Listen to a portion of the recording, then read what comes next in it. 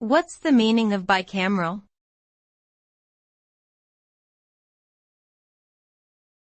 Bicameral.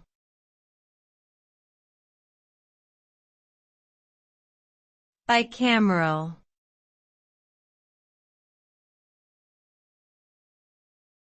Bicameral.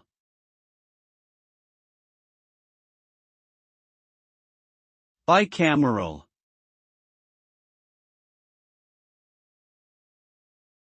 The term bicameral refers to a political system that is divided into two separate chambers or houses, such as the upper house and lower house in a parliamentary system.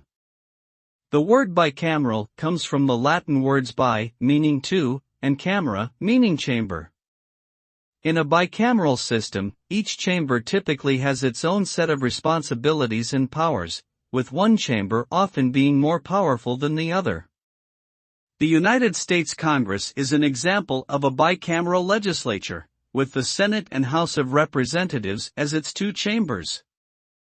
Some argue that a bicameral system can provide a useful check on the power of the government and ensure more balanced representation.